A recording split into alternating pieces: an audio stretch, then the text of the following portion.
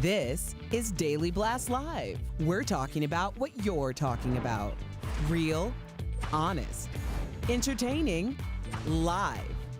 DBL starts right now. 3, 2. Welcome to DBL. It is Tuesday, June 23rd. I'm Sam here with Erica, looking floral and powerful. I floral too, girl. How did we coordinate that? I don't know, Kiri. Yeah, something in here. We have a remarkable something in here named Kiri. Yes, exactly. Tori has the day off. Miss Lindsay joining us from home, but she's wearing leopard print. But floral and leopard are quite complimentary, Lindsay. I missed the floral memo. Kiri left me hanging today, man. What's going on, Kiri? You are our accent. You look great, Lindsay. All right, let's start with the top of the news because this is quite the conversation that I think many of you are having, and it's a very important dialogue to be had. Protesters targeted the Andrew Jackson statue near the White House in Washington, D.C. yesterday. They tried to tear down the monument using a chain you see there, but they were ultimately stopped by police. Now, it's all because of the former president's responsibility for the Trail of Tears policy that either displaced tens of thousands of Native Americans from their lands or cost tens of thousands of Native Americans their lives. Now, protesters also tried to set up a Black House autonomous zone in the area, vandalizing a church. This follows other monuments being targeted that are not Confederate leaders, like this George Washington statue, due to the fact that he was too a slave owner. Now, the president says he has authorized federal law enforcement officials to arrest anyone who is seen vandalizing or tearing down monuments on federal property with up to 10 years in prison. All right. I know that this is a very divisive topic because I tried to explore what everyone is saying on social media. You got one side, Lindsay, that is saying that these monuments need to go. These are people that owned human beings. Right? I mean, there's even records of Andrew Jackson that beat his slaves. He had 161 slaves. He went from poverty to pure wealth because of his slaves. But then you have the other side saying these are monuments. You can't just vandalize them. What would you say to that, Lindsay? Right, I think this is a culmination of things. You know, institutional racism has been running rampant in our country forever, and people look at these statues as a way to lionize some of that bigotry. And I think some people are tired of it. And at the same time that I understand that we don't want to see these images, is there are people that are saying, yes, I would like to rename, people that are leaders that are saying, yes, we can rename some of these military bases. Yes, we can take down some of these statues. So there are ways to go about these things and actually put policies in place as opposed to pulling them down, because now I think we're kind of losing the message with tearing some of these things down. What do you think, Erica? I think it's crazy that it's been almost 2 years since we first started having this conversation on this show. And realistically, nothing has changed. It's just that now people can't act as though they don't understand what the issue is. When we first started having this conversation, monuments were being pulled down in the South. You have to understand that these are historical reminders of pain, suffering, and oppression. Now, it's not as though it's like a historical reminder that you go somewhere specific, which I still would have an issue with, and view this and understand the history, but they are looming over communities. People have to walk to schools, to church, to work, and have these constant reminders that are looming over them as if the oppression is being celebrated. So you really have to understand why a monument is a really inappropriate symbol for a very painful past in order to have this conversation. Yeah, I have no problem seeing these monuments removed whatsoever. But please, DBL Nation, we want to hear from you. Make sure that you write in using the hashtag DBLTake, and we would love to continue that conversation with you. So more and more of the country is reopening, but the recent spike in coronavirus cases, and it is a spike, by the way, not a second wave, according to our own Dr. Coley, it's leading many to ask, what should we do to slow the growth? So 26 states, including Texas, Oklahoma, and Arizona, are seeing numbers on the rise. Yesterday, Texas Governor Greg Abbott said coronavirus is spreading at a, quote, unacceptable rate in his state and warned tougher actions may be required. Watch. We have strategies to reduce the spread of COVID-19 without having to return to stay-at-home policies. Closing down Texas again will always be the last option. All right. So, I mean, here we are again, Erica. the numbers are not lying anymore, right? People think that we're somehow over, or maybe they just have quarantine fatigue. What do we do here? Well, I think quarantine fatigue plays a lot into it because I don't think that people are thinking about the long-term repercussions. I live in a neighborhood where there's a lot of bars and restaurants, and I actually was pretty shocked to see how many people are they full, girl? Just completely full. I mean, and I'm like, well, is it over? Like, is everything okay? Like, I'm questioning in my mind because people just kind of seem, I think a lot of people have just decided, like, listen, I'm just going to take the risk because I need to live my life for various reasons, but we have to understand. But then you jeopardize other people's health. Well, that's been the message from the beginning. I know. Lindsay, are you seeing people just holing up left and right in bars in your neighborhood? Well, I kind of live in around a lot of nothing, so not really. But I will say that, so my man's from Texas. Like, I love Texas, but on May 1st, Texas had its highest death toll of the year from coronavirus. And the next day, they opened up bars and malls, shopping malls. So it's like for Greg Abbott to come out and say this thing's now, like, you kind of could have gotten ahead of the curve like New York has. You see, New York, and a lot of my family lives there, had a huge downtick in the recent months, and it was the hotspot of the entire world for a moment. So I just think everybody has to take it seriously, and this could drag on for less time. Yeah, I really hope that we can get ahead of it. This last story is very important. It was an incredible scene at the NASCAR race yesterday. All of the drivers rallied around Bubba Wallace, escorting his car to the start. Now, they then all gathered around him. You see, in a unified show of support. This comes after a noose was found on Sunday inside Wallace's garage stall. He is NASCAR's only full-time black driver. Wallace got emotional from the overwhelming show of support. Here's what he said. The sport is changing.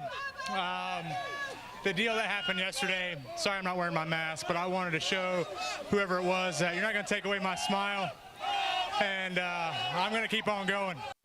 Wow. Wow, wow, wow. Erica, you're shaking your head. What did you make of all that support? Well, according to reports, the noose was found in a very secure area where there's limited access. So my first thought was, this is a very dynamic show of support, because assuming that if that's true, then whoever's responsible for it was likely in that crowd as well.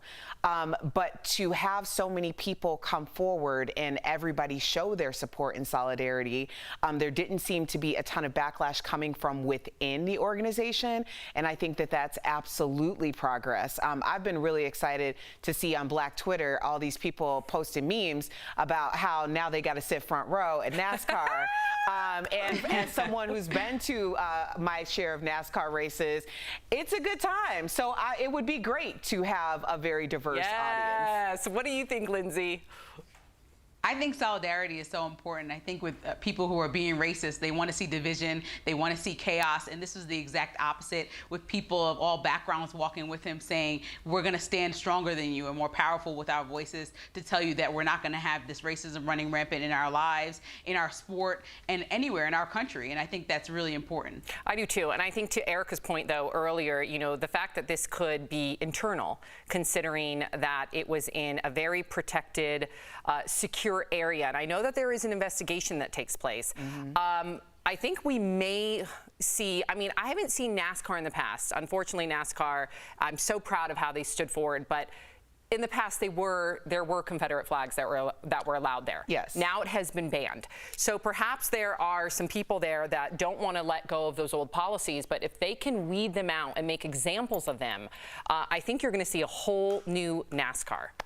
I certainly hope so. I think anytime that you have all of the people who are looked up to the most coming forward and saying that this is not okay, it makes people very uncomfortable to do what they do. Yes, yes, yes, yes. Well, applauding them, NASCAR that is. Coming up on DBL, our medical expert, Dr. Payal Kohli, will join us to talk about new technologies that may help fight COVID-19. Plus, meet a teen known as the TikTok tutor. What? Forget dance moves. He's helping teach an entire generation of kids whose educations were sidelined by the pandemic. And as we go to commercial, another look. There it is, our very empty studio. Everyone's working from home to make sure DBL is new every day. We appreciate our staff so much. We will be right back. Do you have a life insurance policy?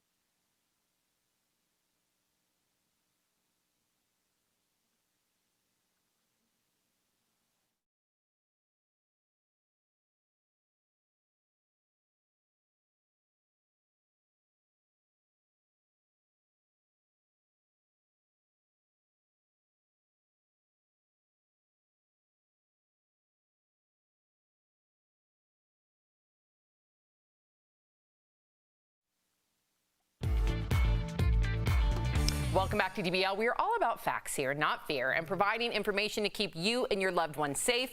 So as we learn more about the coronavirus, companies are creating new technologies to fight the pandemic. In fact, the NBA, which just announced, this is fascinating to me, that they're going to offer players a ring that they wear that's supposed to track health data and even predict the onset of infection.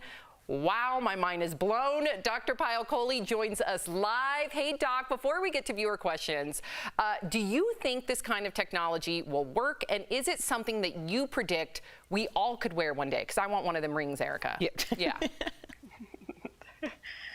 You guys don't go out and buy one quite yet. So I have to say, I love the idea of using technology to help us in this pandemic. I mean, it's 2020. We have self-driving cars. We have vacuum robots. We have smart assistants. I'm actually a little surprised that technology hasn't come to our aid yet in this pandemic. So I think this is a step in the right direction. But I'm not quite sold on the ring yet because I don't think it's the best use of technology. So the way that it works is it actually looks for changes in your heart rate as a way to predict that you might be coming down with something. Now, you can imagine this is not a very specific metric because there's a lot of things that can change your heart rate. It also detects changes in skin temperature. And we've talked about this before, but some people don't get a fever at all, and some people are infectious for many days before they start showing a fever.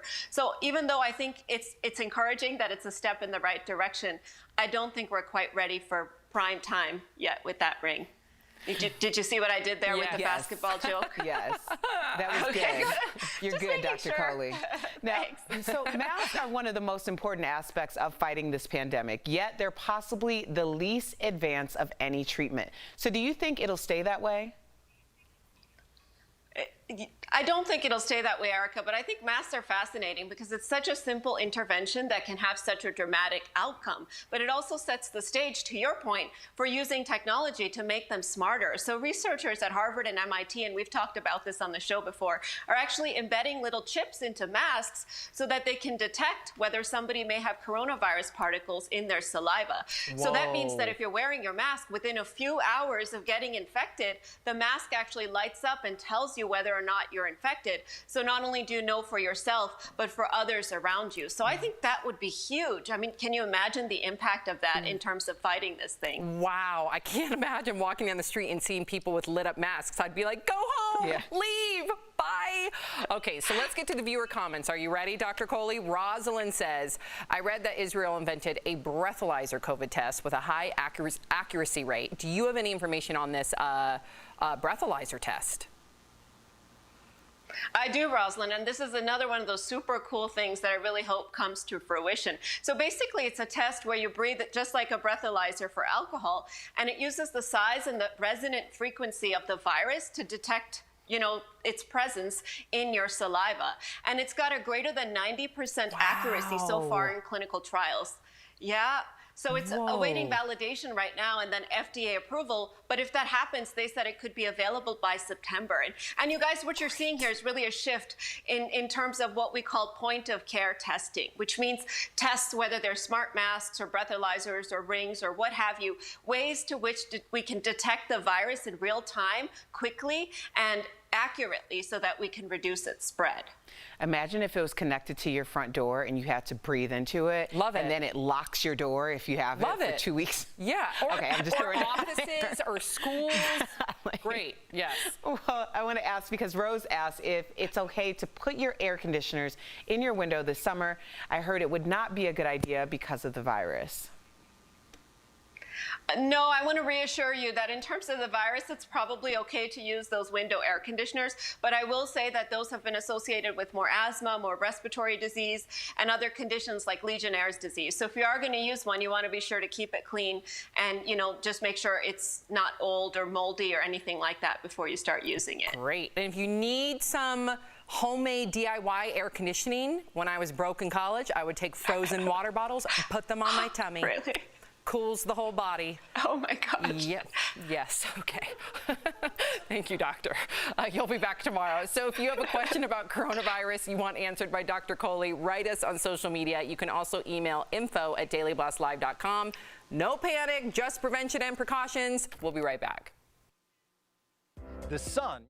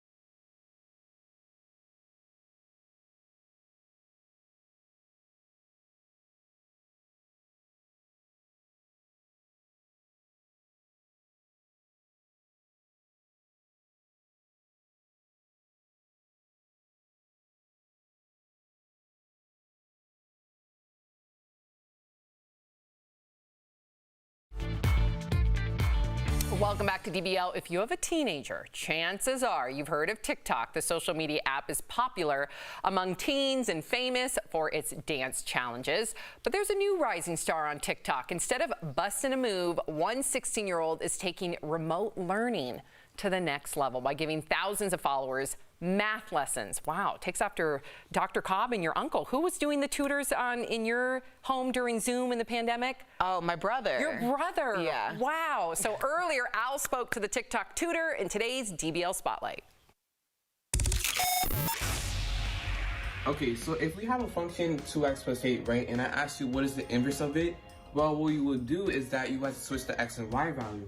But what if we have something like this, or this, or this? What's up, DBL Nation? We have 16-year-old high school student / TikTok math tutor star Alexis Lovarez is in the building. Alexis, how are you feeling today? And welcome to DBL. I'm feeling really welcomed and excited to be interviewed, so thank you very much. All right, now I have to ask you this question. Now, Alexis, people your age, you're 16, you're supposed to be young, having fun. Everybody on TikTok is doing dance challenges. Why are you doing math tutorials? I think that's so cool. I just thought that it's time to be different. Like, oh, like you see how there's like a lot of people making dance videos. Like, why not just do something else? Like, be a part of the education TikTok. I also like know a lot of coding, so like I kind of like do some I kind of play around with some like coding programs, and then with that I also like watch YouTube, watch Netflix. Like I like take a break for myself and then like do TikTok videos for everyone to see, for my followers. So it's like it's like I give myself a break like in the time between school and TikTok. But overall, this is like sum up what's my day. Well, you tried something different and it worked, brother. I mean, tell us about the response. Were you surprised at the number of followers that you got? Yeah, like I was very surprised. Like from the beginning of February, like it was like an explosion for me. Like I was like, whoa, like what just happened? Like with like the amount of people who needed help with math and science videos, like it's just like been an amazing experience since February, making these videos for my students that are following me, which is really amazing. If A minus B over B equals C over 7, which of the following must be true?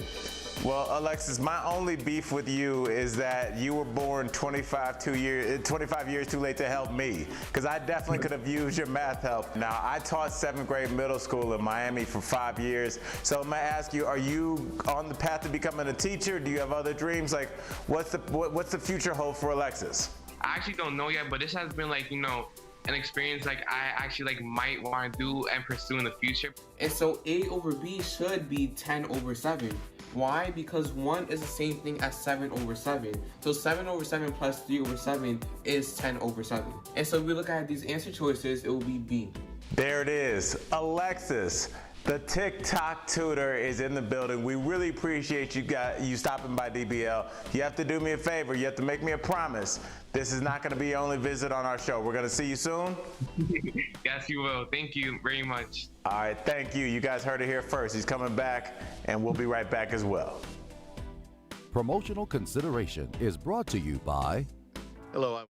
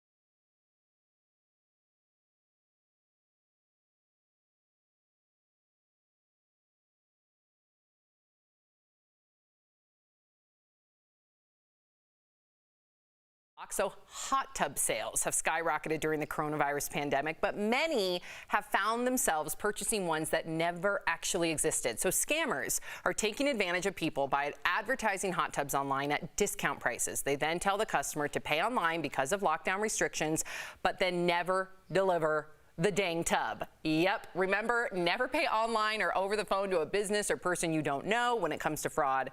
To protect yourself, call LifeLock at 1-800-495-8730. Lindsay, are you a tubber? That's ridiculous. Like, I know.